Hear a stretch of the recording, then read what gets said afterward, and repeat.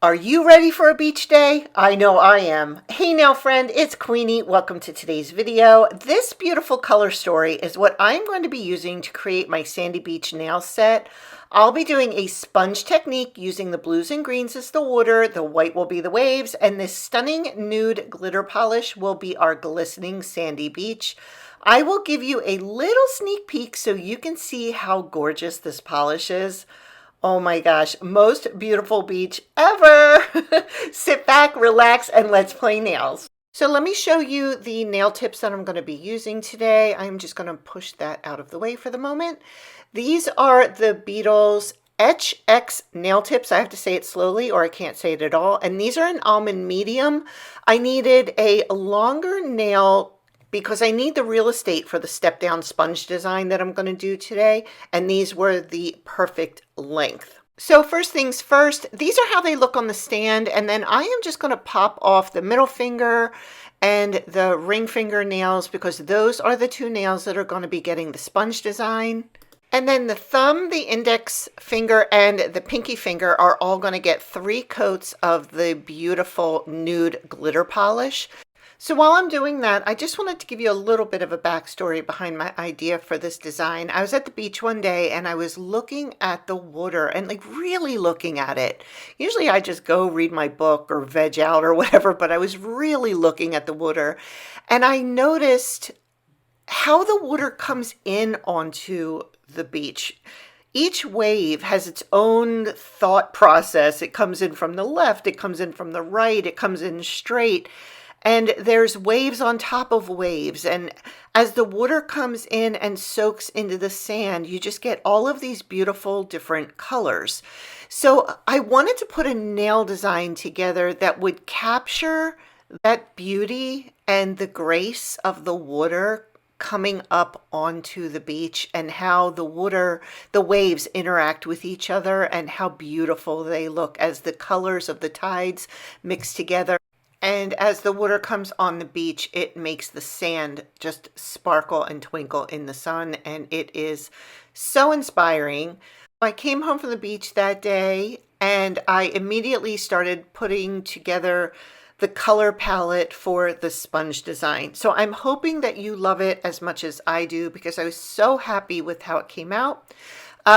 Before we get started doing that, I just wanted to say that I have all 3 of the coats on for the sand, and then I put on a coat of glossy top coat, threw them in the lamp for a minute, and the top coat that I am using today is the Daisy 900. This is a non-cleanse top coat. So I'm going to be using this white Venalisa gel polish in conjunction with the Sandy Beach polish, which is so funny that I keep calling it the Sandy Beach polish. It's the nude glitter gel polish, but Sandy Beach just sounds so much more fun. So I'll be using those 2 colors together, and we're going to do like a little ombre for the background of our Sandy Beach nails. So I'm going to be using the white gel polish first, and I'm going to be going about 2/3 up the nail from the back of the nail towards the tip.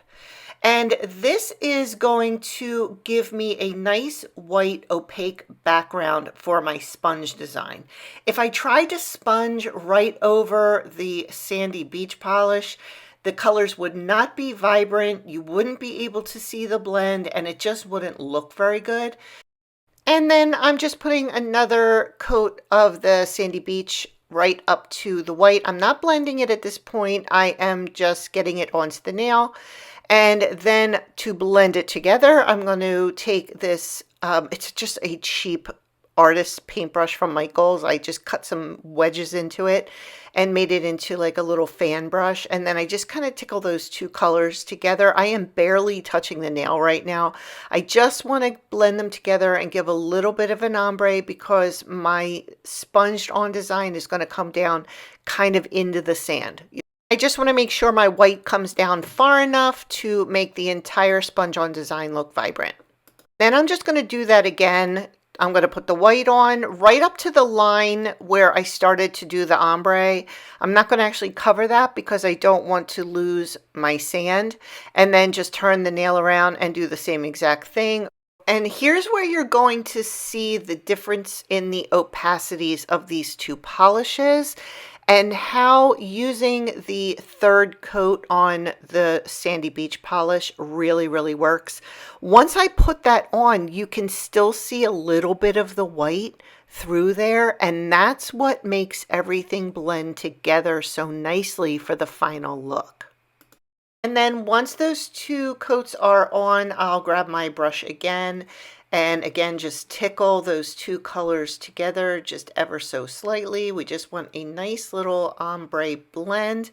And you'll notice that my hands get bluer and bluer with each clip because I did a couple of practice nails. I wanted to make sure that my sponging was on point and also that my colors looked really, really good together and everything looked good. So I did some practice nails. I did them like in the middle of filming. I just am like, let me check my colors again and everything. And I did them in the middle of filming. So like at the beginning of the video, my hands look normal. But by the end of the video, I am literally covered and stained in blue stamping polish. But it's all in the name of nail art, so it's okay. All right, so that nail has been cured and I have removed the sticky layer. So we are ready to get started with our sponge design. I am just using a regular makeup or cosmetic sponge, nothing fancy here. I think I got them either on Amazon or at Walgreens when I was there one day.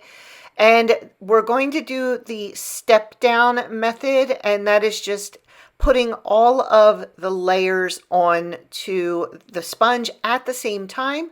So I'm going to start with my deepest blue, then the middle blue color, which is not really a deep blue and it's not really a light blue either. It's lighter than the dark and darker than the light. And then I go in with the beautiful turquoise color, which in itself is stunning, honestly. So my main focus here is not to sponge over my sand. I want to keep my sponge over, well above my sand, and just slowly allow the process to take shape. So I'm just bouncing the colors on here, and I have to do this about 3 times. You can see like I'm really being careful. I don't want to go over my sand. But it is a process, and I like to use stamping polish because it does make that process go much quicker because it does dry a lot faster than if I were to use a regular polish. And I don't like using gel for sponging. I just don't feel like it does a good job. So after about a minute in front of the fan, that is dry enough to put the next layer on. So that's what I'm going to do, and I'm just going to be, again, really cognizant of how much polish I'm using. You don't want to use a lot. I was having a fuzzle issue. I had so many little fuzzies on my sponges, and I'm like, why do I have so many fuzzies on my sponges? And then I realized it's because I'm keeping the cotton balls and my sponges in the same drawer. So we're going to have to be doing some reorganization because that was a major hassle through the entire video of the sponging part. Just was driving me crazy. So here we go again into the second coat of the design. And again, I'm just trying to be really, really careful where I am sponging, making sure things are blended, but I'm not going over my sand. And the other thing is, I want to make sure I'm not picking up my design. If you don't wait for your polish to dry 100%, if you start to sponge before that first layer or second layer, whatever layer you're doing, you will definitely pick up the polish that's already been applied to the nail. It's just inevitable. You just don't want to do that. So make sure everything dries down. And again, you'll see that I just don't, oh, another fuzzle. I just don't sponge too much, because if you sponge too much, your colors will start to get muddy and then you won't have that beautiful blend. So take your time and allow the process to just happen. It takes a little bit of time, but it's definitely well worth it. For that last pass, I only did the 2 lighter colors, and then I'm just going through and using the polish that I already have on the sponge to just deepen up that darker color. But those two lighter colors, they just needed a little bit, like a half of a coat or a half of a sponge. They didn't need much, but I just wanted to brighten them up just a little bit. So I just did those two colors and then just a little bit of detail around the darker blue. And then I did really good not hitting the sand, but I don't like how it's just straight across the nail. So I'm going to take a little bit of my Sandy Beach polish and put it onto my palette, and then just kind of go up the edge and just kind of angle the sand up the nail just a little bit, just to give it a little bit more natural look as opposed to that sand going straight across the nail. So once I get that done and cure that, I'll be ready to stamp on my waves. So I'll be using the Clear Jelly Stamper Beach Day stamping plate for that. And there's these little waves up at the top here. I think they're going to be absolutely perfect for this design. And I'm going to use a white stamping polish. I'll be using the Maniology Bam White.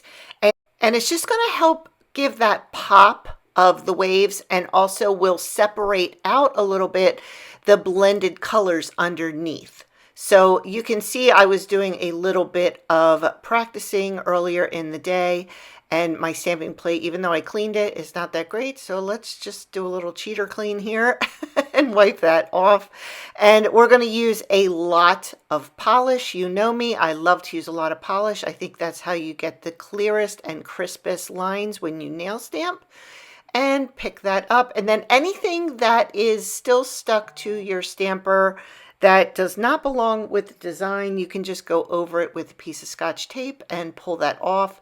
If you're fast enough, you don't have to use a sticky base coat. If you are pokey and are not real fast at doing this, you might have to use a sticky base to get that to stick on, but I think I did pretty good. Now the stamp is not quite big enough for the nail, so I do have to do a little bit of fixing around the one side. So that one was good. I just kind of tucked that one under and that was fine. But on the other side, you're going to see that the design doesn't quite go to the edge of the nail, which is very easily fixable in this design. So I just took some of the Bam White stamping polish and popped that onto my palette, and took a small detail brush and just finished off the lines and completed them so they reached all the way to the side of the nail. That one was a really easy fix. I kind of already knew that that wasn't going to make it all the way across the nail if I did the stamp diagonally. And then fun fact, did you know that you can use gel top coat right over your stamping polish? Just make sure it's 100% dry before you do it. Don't dawdle, don't muss, don't fuss, don't mess around. Just put on one nice coat and get it right into the lamp and it will be perfection. And here's how it looks all top coated and cured. That blend is so good. Those three colors came together so well. I was so happy with it. So I still have to do the middle nail. I'm going to do that off camera, and then we are going to come back and start doing some decorating with some beautiful charms. All right, so now you can see all of the nails in the set, and you can tell that the set is really coming together. I did the angle on the sand on the middle nail as well because it just looks more natural to me rather than having the sand go straight across. So I got these really cute charms off of Amazon. They're completely, beachy, and there's shells and pearls and the little beads and little gold rhinestones and a whole bunch of different like seahorses and things like that. So this is the ring finger. I wanted to just kind of, how do I say it? I didn't want to overpower the nails with charms. I just wanted to accent the nails with charms because I think sometimes it can get a little overpowering, and then the design that I worked so hard on behind it kind of gets lost in the shuffle. So here I am just taking one starfish and popping, and I am speeding this up because I did fuss with this a lot. So rather than make you watch the whole fuss, I'm just going to speed it up. But I took one starfish and then a bunch of little pearls and mixed in the rhinestones and some of the beads. And I just loved how this came out. I felt like, again, It was just an accent, and I was really struggling to get the things out of this little case. I should have put them in a tray, but I just wasn't thinking and was really struggling. But I got that into the lamp, and then once I got that out of the lamp, I wanted to put on a couple little water droplets, and using the Makartt rhinestone glue for the water droplets is great because you don't have to put another top coat on if you don't want to, because it dries without a sticky layer. And learning my lesson from the ring finger, I'm pulling out of the little case the pieces that I want to use on the middle nail. So again, I don't want to go overboard. I just want to put a few things onto the nail to accent it. So there is a little seahorse who is so cute. And then my little triple pearls, and then that rhinestone looks stupid. So I took the rhinestone off of the top of his head. Why I did that, I have no idea. Again, another fuzzle. But I took one of the pearls off and put the rhinestone there instead, and I think that just came out looking so much nicer. I was really happy with how that came out. And then of course I wanted to do a couple more little water droplets and just make that look really, really pretty. So once that was cured, I wanted to just do a little something on the index finger just to give it a little something something, you know, a little razzle dazzle. So I took another little starfish and popped him on there. And then I just took two of the little pearls. Well, I originally took three of the little pearls and ended up pulling one off and doing a rhinestone instead. I was like just fussing with it so much that I just couldn't stand myself anymore. So I just decided that I was just going to put a rhinestone on and call it a day. And then I just quickly went over the nails that had the charms with just one more layer of top coat just to make sure that the pearls were protected, they weren't going to lose their luster, and the charms weren't going to fall off. And here is the finished set on. They came out exactly how I envisioned them in my planning. They were a lot of work with the blending. I mean, good blending takes time, so it was worth it. And I love that the charms look like little beach treasures that you might find while walking along the beach. Leave me a comment below and tell me what you think. I love that you spent some time with me today. And if you like this video, I'll pop another one up for you to enjoy as well. Thanks for watching. I'll see you in the next one. Bye.